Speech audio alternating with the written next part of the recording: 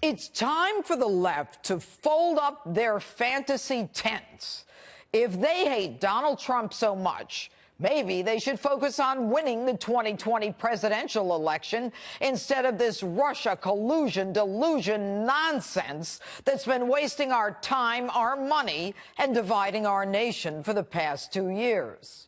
The nonstop personal vendetta against the president by Mueller and his rabid team of Trump-hating prosecutors, breathlessly reported by the Trump-hating media at every turn, is so intense that they proudly beat their leftist chests every time they issue an indictment against someone, anyone, most of whom are living in Russia and will never be brought to justice here or anywhere else for that matter, or have been indicted for events that preceded Trump, or for lying to the FBI, which we later find out wasn't even considered a lie by the FBI agents, or is so serious that one guy got a whopping 14 days in jail.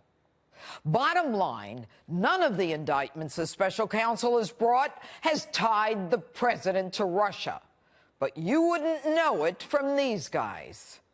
A lot of paper here tonight, but the one thing that jumped out at me is the President of the United States, individual one, directed a crime. So right now we have a sitting President of the United States who committed 2 felonies while running for president. And so if history means anything in the Trump era, if precedent means anything in the Trump era, Donald Trump must be impeached because of the crimes prosecutors say he committed in the Michael Cohen case. Robert Mueller is essentially then saying, here, Congress, here's an impeachable offense. You decide. I think what this totality of today's filings show that the House is going to have little choice the way this is going other than to start impeachment proceedings. So did the president direct a felony? If Michael Cohen, who is probably one of the most flawed prosecution witnesses I've ever seen, and that's saying something, is relied upon to prove beyond a reasonable doubt that Donald Trump circumvented campaign finance laws, they might just as well be whistling Dixie up the Mississippi. Permit me. Number one, if the president directed any payment, why? What was his state of mind? What was he thinking? What wasn't he thinking? Do you really think Michael Cohen knows? Maybe he didn't want his wife to find out. Maybe he didn't want his family to find out. Maybe he was trying to prevent any tarnish on his brand. Or maybe to simply get the woman off his back. It wouldn't be the first time a high-profile person paid to get rid of a nuisance lawsuit. Now, there is a presumption of innocence in every criminal case and every criminal investigation, and never a presumption against that without evidence that acts are done for purely criminal reasons.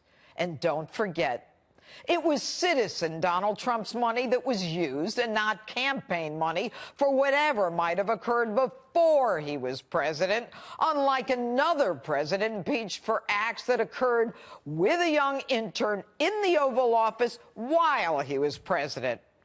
And so far, 30 million taxpayer dollars for this nonsense. It's nonsense, especially because Barack Obama was in a position to actually do something about so-called Russian interference, but did nothing except to tell Putin to knock it off.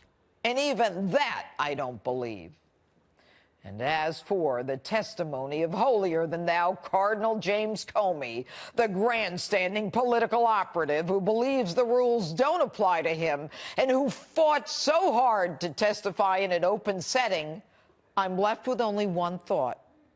Jim, why the hell did you want your testimony before House and Judiciary and Oversight Committees to be in public? Jim, you readily admitted almost 250 times that you didn't recall or didn't remember.